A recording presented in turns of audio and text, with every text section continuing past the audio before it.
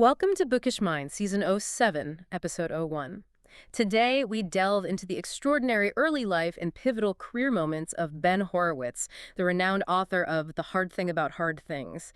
We're exploring how his unique upbringing forged a leader unafraid to confront the challenges that have no recipes. Ben's book, The Hard Thing About Hard Things, it really isn't your typical management manual. Not at all. No, definitely not. It's not a recipe book for success, but more a raw, honest account of the most brutal challenges you face when building a company.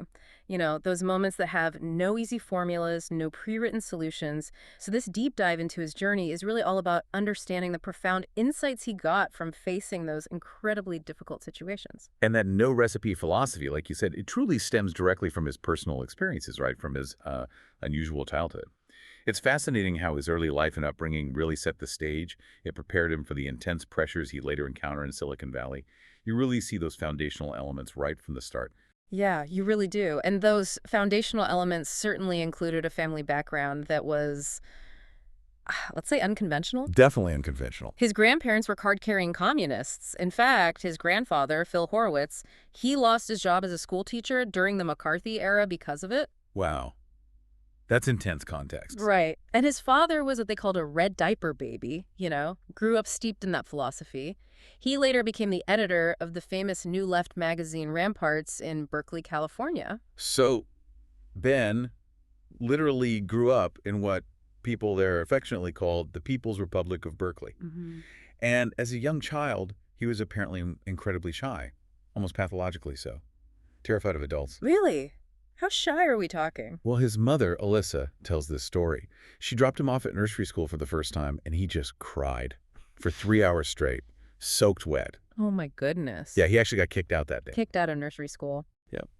But what's remarkable here is his mother's incredible patience. People were recommending psychiatric treatment, apparently. But she just waited. She was willing to let him get comfortable with the world on his own terms, however long it took. That's amazing patience. A foundational lesson right there. It really is, isn't it? Patience and maybe trusting the process. And life itself seemed to test that early on. There's this powerful story from when he was 5 years old, right after they moved to Bonita Avenue. This block sounds like classic middle-class Berkeley, which meant, a real mix. Hippies, crazy people, lower-class folks working hard to move up. And upper-class people taking enough drugs to move down, as he puts it. Exactly. Quite the scene. So one day, his older brother Jonathan's friend Roger, who they later found out had schizophrenia, dared him. Okay, a dare from a troubled friend. What was it? Roger pointed to an African-American kid down the block riding in a red wagon and told Ben, basically, go tell that kid to give you his wagon, and if he resists, spit in his face and call him a racial slur. Oh, that's horrible. Mm-hmm. And Ben was just 5. 5 years old. He was terrified of Roger, thought he'd get beaten up if he didn't comply, but he was also terrified of asking for the wagon. He admits he was terrified of everything back then. So what did he do? This is a really pivotal moment, isn't it? It is. And this is where the story takes such a fascinating turn.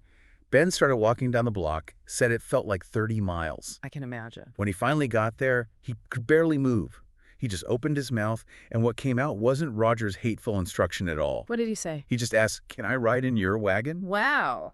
Instead of the threat, an invitation. Exactly. And the other kid, Joel Clark Jr., just said, "Sure." And Roger.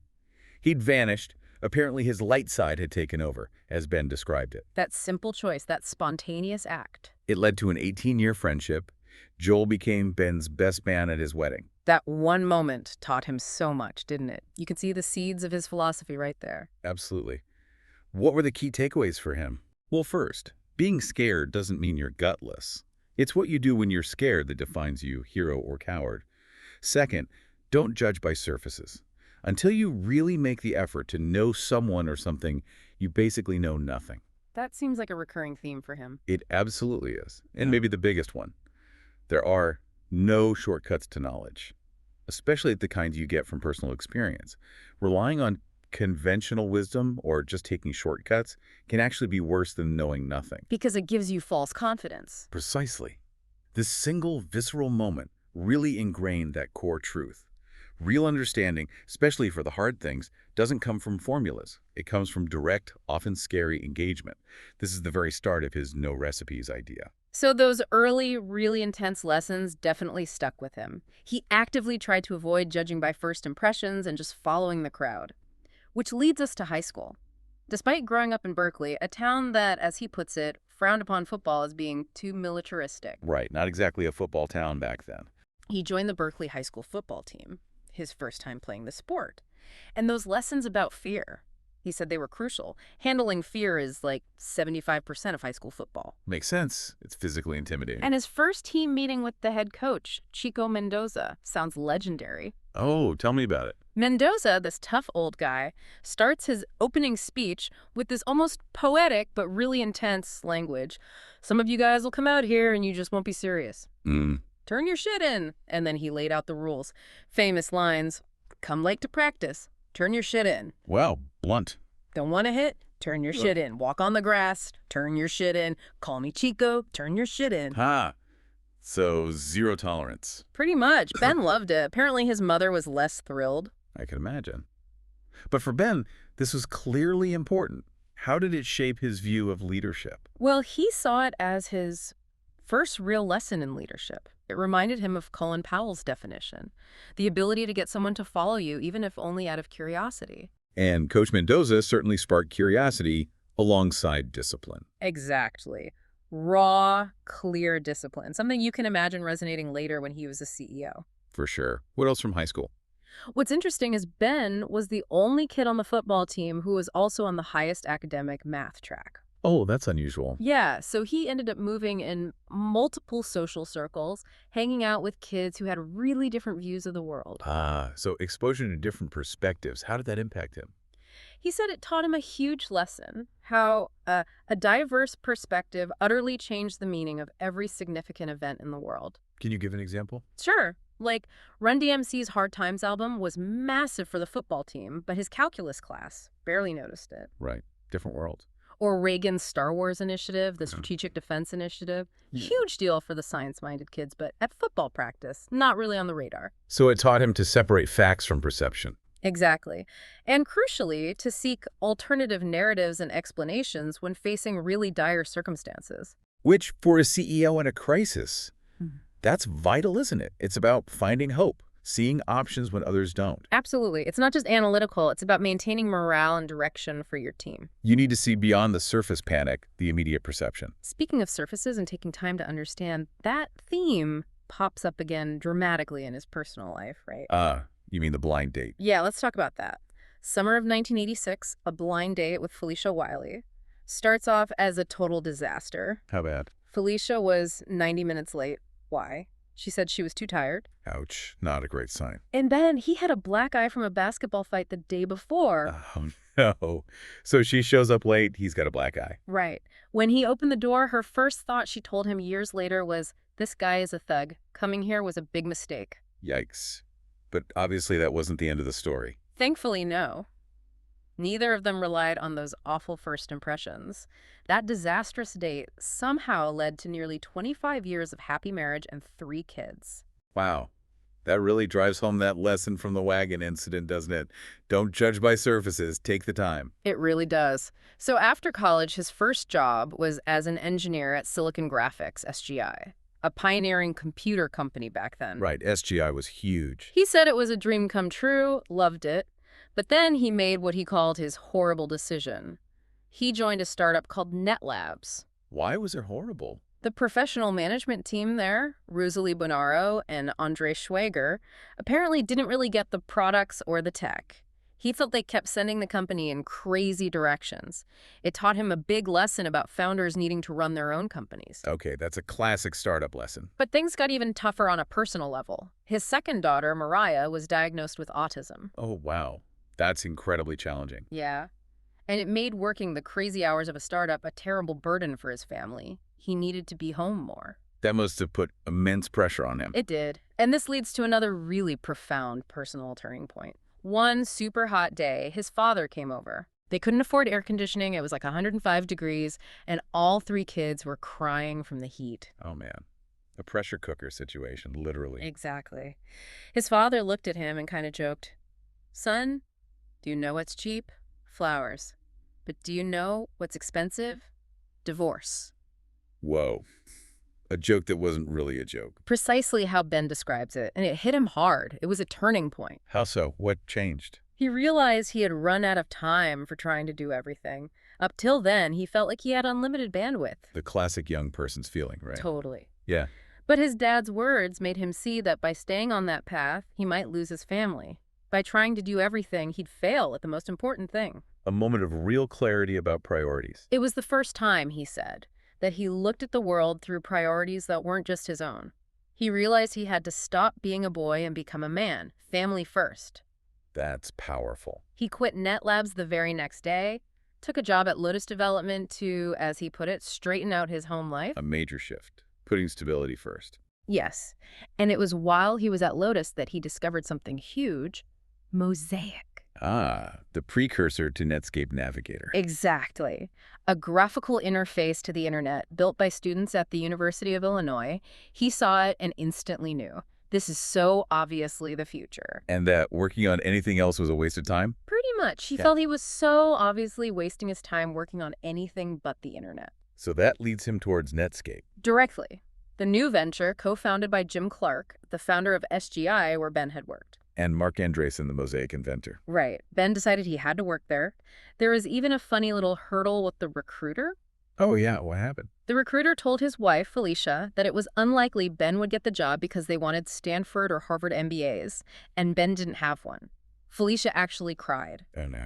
But Ben, ever the pragmatist, apparently just told her, recruiters aren't hiring managers, don't worry about it. Ah, confidence. And then he interviewed with Andreessen. Yes. And Mark Andreessen was only 22 at the time. 22. That's incredible. Ben said the interview was like nothing else. Mark wasn't asking typical questions. He was digging into the history of email collaboration software. Really deep dives, even then. Yeah, demonstrating this surprising depth and really incisive insights. Ben was blown away. He later called Mark the smartest person I'd ever met. That's high praise, especially given who Ben had worked with before. What made Andreessen stand out so much? It seems it wasn't just raw IQ, but his ability to connect ideas and see the future with such clarity. He had this vision even at 22. And you have to remember, back then, the internet wasn't a sure thing at all. Right. Most big leaders, like Bill Gates at Microsoft, Larry Ellison at Oracle, they believed in proprietary networks, these information superhighways where they could, tax every transaction. They didn't see the power of the open internet. Not like Netscape did. Netscape's mission was basically to make the open internet the future by building a better browser. And ultimately, they really did shift the developer world towards the open web. It was a huge accomplishment. And their start was just explosive. That IPO in August 1995, historic. Tell us about those numbers again. Okay, so initially priced at $14 a share. Then they doubled it to $28 right before the offering. Doubled it. Okay. On the first day of trading, it spiked up to $75 and closed around $58. Wow. Well, It gave this company, which was only 16 months old, a market value of nearly $3 billion. $3 billion in 16 months. That really was world-shaking, as you said. It created that whole new economy versus old economy divide. Totally. But then the crack appeared in the armor. Ah, yes. Microsoft announced it would bundle Internet Explorer for free with Windows 95, a direct shot at Netscape's main revenue source, the browser. Which was pretty much all their revenue at that point. Exactly. Their first answer to investors was, oh, we'll make money on web servers instead. Okay, a plausible pivot, but then... Then they got an early look at Microsoft's competing server product, ISA Internet Information Server. It was bad news. ISA was 5 times faster than Netscape server and had all their features. 5 times faster. Ouch. Ben realized they had maybe about 5 months to solve this problem before they were, quote, toast. 5 months. In the old economy, product cycles were like 18 months. Even for the new economy, that's incredibly fast. An existential threat. Totally. But this kind of crisis brought out the best in some people, like Mike Homer, their department head. What was his role? Ben called him, possibly second only to Mark, the most significant creative force behind Netscape. And crucially, Homer got stronger in a crisis. He was the ultimate warrior. You need people like that when your back's against the wall. Absolutely. So Mike and Ben worked like crazy for months. They developed a comprehensive response to Microsoft, the Netscape sweet spot strategy. Sweet spot. What did that involve? It was ambitious. They acquired 2 companies, cut a landmark deal with Informix, the database company, Okay. all to offer this dirt-cheap, open alternative to Microsoft's back-office suite. Everything was set for a big launch on March 5th, 1996. Sounds like a solid plan put Uh-oh. together under immense pressure. It was. And then Mark Andreessen dropped a bomb. What did he do? Without telling Ben or Mike, he revealed the entire sweet spot strategy 2 weeks early to a reporter at Computer Reseller News. No. He leaked his own strategy. Why? We'll get to that. Ben was, as you can imagine, absolutely furious. He sent Mark a very terse email. What did it say? Just, I guess we're not going to wait until the 5th to launch the strategy. Short and sharp. Okay. And Mark's reply, this is the legendary part, right? This is it. Mark's reply came back within 15 minutes, and it was brutal. Read it. We need to hear this. Okay. Direct quote. Apparently you do not understand how serious the situation is. We're getting killed out there. Next time, do the fucking interview yourself. Fuck you, Mark. Wow. Just, wow. Killed. Fuck you, Mark. That is incredibly intense. Can you imagine getting that? Ben was 29, wife, 3 kids, desperately needed that job. Absolutely terrifying. And the timing was just surreal, wasn't it? Unbelievably surreal. This was the exact same day Mark appeared on the cover of Time magazine, barefoot, on a throne, looking like the king of the new economy. The irony is staggering. Barefoot King on the cover, sending that email internally. Ben's wife, Felicia, saw the email, saw the magazine cover, and her immediate reaction was, you need to start looking for a job right away. I mean, you would think so, right, after an email like that? You absolutely would. But here's the truly remarkable part, the surprising outcome. You didn't get fired? He didn't get fired. And over the next 2 years, Sweet Spot, the strategy Mark leaked early. It grew from nothing to a $400 million a year business. $400 million. So the strategy worked, despite the chaotic reveal. It did. And even more amazing, despite that incredibly intense, brutal exchange, Mark and Ben became long-term friends and business partners. Really? After that? Yeah. Across 3 different companies for 18 years. Their relationship actually thrived, Ben believed, because they constantly challenged each other's thinking, even aggressively like that. That's incredible. It really shows how confronting those hard things, even in relationships, doesn't follow a recipe. Sometimes direct, raw conflict builds a stronger bond. Seems like it did for them. It wasn't about politeness. It was about pushing towards the best outcome, however intense it got. So what happened to Netscape in the end? Well, eventually the pressure from Microsoft's monopoly leverage bundling, i.e., just became too much. Netscape was sold to AOL in 1998. The end of an era, in a way. It was, but Netscape's long-term impact was huge. They really did shift developers to the open internet away from proprietary platforms. And they invented so much foundational tech. Exactly, things we still use every day. JavaScript, SSL for secure connections, cookies, Netscape did that. Amazing legacy. Yes. So Ben and Mark land inside AOL. What was that like? They pretty quickly realized AOL wasn't really a tech company at its core. It was a media company. Tech-enabled media, sure, but the strategy was media. Not the place for hardcore technologists like them. Apparently not. That realization sparked their desire to start something new, another venture. And they brought in some other key people. Right. 2 other brilliant co-founders, Dr. Timothy Howes, who invented LDIP, the Lightweight Directory Access Protocol, crucial for directories. Okay, serious tech cred there. And in Sikri, who co-founded Kiva Systems and was working closely with AOL's partner companies at the time.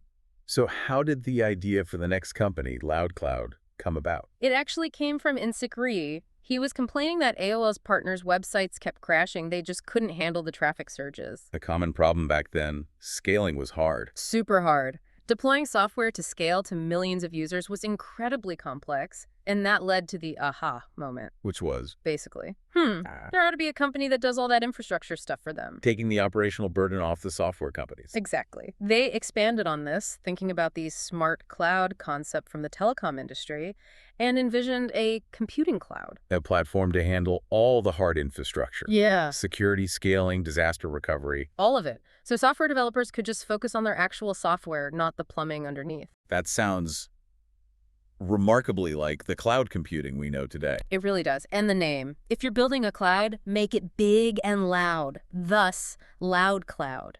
Huh. I like it. And what's really fascinating is that many credit Loud Cloud with actually giving the term cloud its lasting meaning in the computing world. So they essentially pioneered the concept, or at least popularized the term for what we now call cloud infrastructure. That's the argument. They incorporated the company and started fundraising in 1999, which, of course, set the stage for Ben's next chapter of dealing with, well, more hard things. Yeah, you can really see the through line, can't you, if we connect this all back? Ben Horowitz's unique upbringing, that communist family background, the McCarthy-era shadow, The lesson from the wagon incident about fear and surfaces. the discipline from Coach Mendoza's football team, learning to see multiple perspectives, That critical personal turning point, putting his family first, becoming a man. and then the intense, no-holds-barred battles at Netscape, learning to fight and build under fire. It all seems to forge this leader who is uniquely equipped, maybe uniquely comfortable, with facing the hard things. Exactly. Someone who learned early and often that ambiguity in high-stakes situations don't come with a playbook. You have to figure it out, look beneath the surface, and just deal with it. Which brings us back to the core idea. The hard things have no recipes. Ben's story isn't a formula you can copy. No. It's about this deeply personal, sometimes terrifying, and totally unconventional journey of leadership. It's about learning how to navigate when the path just isn't clear, and maybe even learning to embrace that struggle. Which leaves us with a final thought, maybe a question for you, the listener. We know there are no recipes for the hardest challenges, right? Right. So instead of always searching for rigid solutions or formulas, how might focusing on building your own resilient mindset, your ability to embrace uncertainty, how might that better prepare you for your own hard things in life and work?